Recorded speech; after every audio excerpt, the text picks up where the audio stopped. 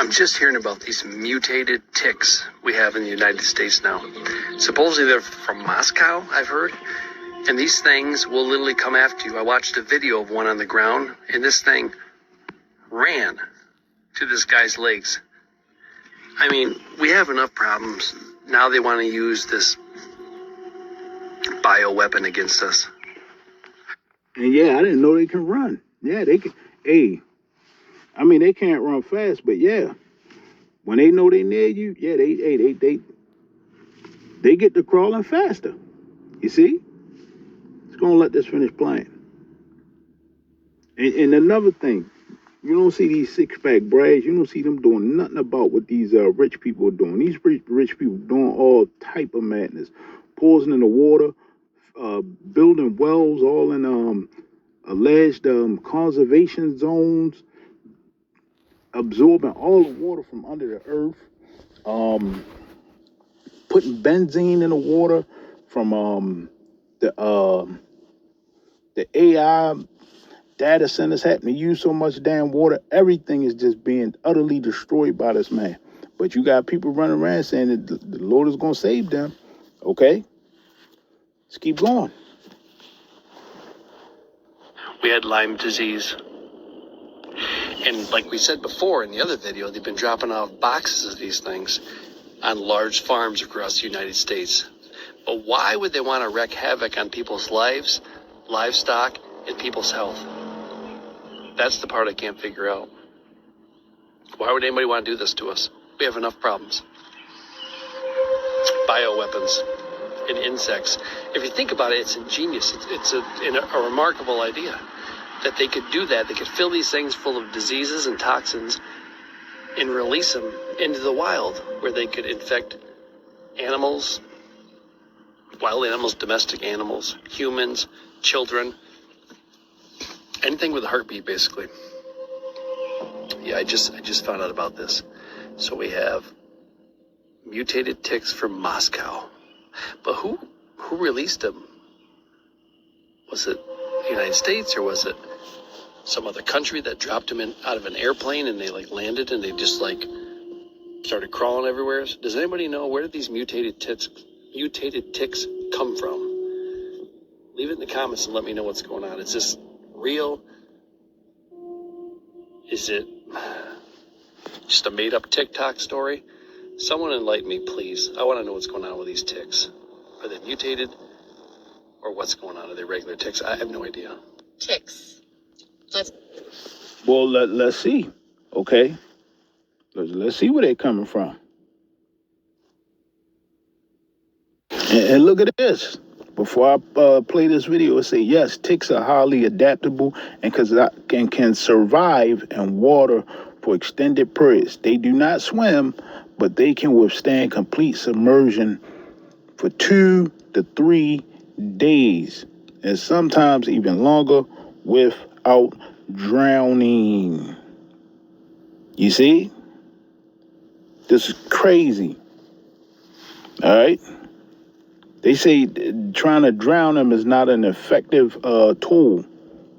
You see? You're better off just poisoning them using DEET or something like that, even though too much DEET can poison you. But they use it in them sprays. Okay? And ticks are in the arachnid family with spiders. And spiders and crabs are also in the same family. Okay? This is the largest tick in the world. It's called, I think, a camel tick. You see?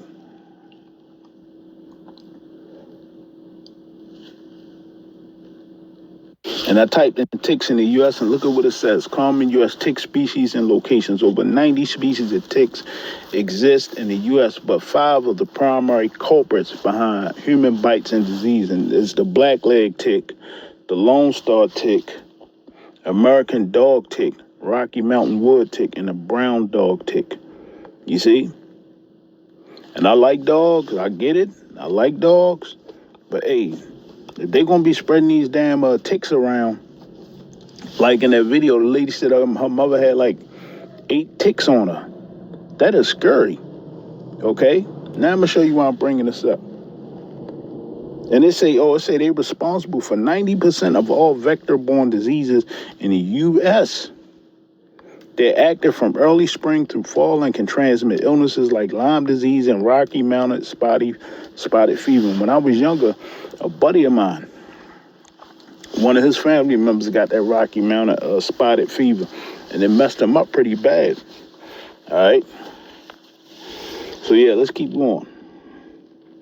New Jersey wants a Republican congressman from New Jersey wants the Pentagon to reveal whether it experimented on ticks with the goal of turning them into weapons and whether this led to the spread of Lyme disease in the U.S. Fox News national correspondent Jennifer Griffin has more. Borrelia burgdorferi, known to millions as Lyme disease, infects more than 300,000 Americans a year. It is spread by infected deer ticks. Not treated, it could lead to neurological damage. Now lawmakers want to know, where did infected ticks come from, and is the Pentagon to blame? Congressman Chris Smith points to a secret Army bioweapons program to weaponize ticks in the 1950s. Bioweapons specialists stuffed ticks with pathogens to cause severe disability, disease, even death to potential enemies. Army labs like Plum Island and Fort Detrick, not far from the largest concentration of Lyme cases, were capable of breeding millions of bugs a month. The link was first outlined by Stanford's Chris Newby, who wrote about it in Bitten, The Secret History of Lyme Disease and Biological Weapons. She interviewed William Bergdorfer, who worked for the U.S. military in the 50s growing microbes inside ticks. They experimented on ticks that could live in cold climates for campaigns against the Russians. Bergdorfer, for whom Lyme disease was named in 1982, suffered from late-stage Parkinson's. He hinted before he died that the outbreak may have been a bioweapons experiment run amok. The concern now is that there might have been accidental leaks. Now, before I let that play concerning that leak, one of the guys, because they released him allegedly over Cuba, one of them guys, somehow the tick got into his clothes, I think, and he took the tick home and it bit his son and took his son up out of here. Ultimately, that was Yahweh Bashim Yahweh Shai, because they were spreading it to Cuba. And this is all alleged, but they're going to say it in the video. There was judgment from Yahweh Bashim Yahweh Shai. He took it home, and that is all throughout the U.S. now. Now 500,000 people a year is getting it, and it's growing. And then these devils turn around and drop it on people any damn way, on people's farms, because they want to destroy the crops. Because if you out there and you get, who gonna pick food if they sick, or they worried about getting sick? You see? Exposures, releases. Smith sponsored an amendment to the Defense Authorization Act that would require the Pentagon's Inspector General to investigate. Newby has been accused by some scientists like Michael Osterholm of concocting a conspiracy theory. Quote, "There's just no credible evidence." I interviewed one person who worked indirectly for the CIA, and he claims he dropped poison ticks on Cuban sugar workers in 1962 as part of the effort against Castro. Her critics say Bergdorfer may have been confused by his Parkinson's disease. He felt really guilty about what he did. I believe that what he was trying to say is, something bad happened here, and I want it out before I die. The House amendment will die unless the Senate votes to keep it in the 2020 Defense Authorization Bill, which would force the Pentagon to investigate whether these weaponized ticks ever got loose. At the Pentagon, Jennifer Griffin, Fox News. Yeah, you see that? And people are commenting and say, according to Harvard medical study, which state that 300,000 per year is tenfold. It's over 3 million people per year. So the Harvard study is saying that, and this was from 2 years ago. It say nurture your opossums because they eat ticks by the thousands. I don't know about that. Nope, they don't even touch ticks. Guinea fowl or what eat ticks. I mean, but damn, ticks are little, But ultimately, Yahweh Bashim Yahweh Shai, he'll keep you from these pestilences, okay? Because all this is going to come back on us, man. So we're going to get some scriptures and leave it there. But yeah, they've been spreading this stuff all over the place. You see these different pestilences. And you don't see nobody going to jail. You can't blame Pookie and Ray Ray for this, okay?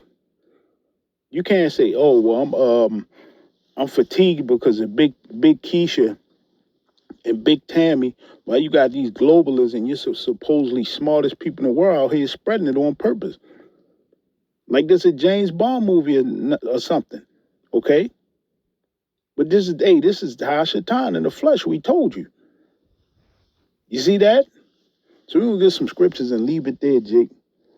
Psalms 141, verse 8. But my eyes are unto thee, O God, the Lord, and thee is my trust. Leave not my soul destitute. And his name is Yahweh. Keep me from the snares which they have laid for me, and the gins of the workers of iniquity. Let the wicked fall into their own nets, whilst that I will all escape. Now, you got to remember, the Most High gonna keep us away from all this different stuff, okay? And he gonna keep us from the hour of temptation, so long you believe in Yahweh Bashem Yahweh Shai, have him in your inward thoughts. You see that? Micah 2, verse 1. Woe to them that devise iniquity and work evil upon their beds. When the morning is light, they practice it because it is in the power of their hand. Poogie and Ray ain't got no power to make no ticks and all that craziness. All right? Have helicopters spraying ticks all over the damn place. Different metals and toxins and spraying fungus in the air. Now everybody's sick. That's this man.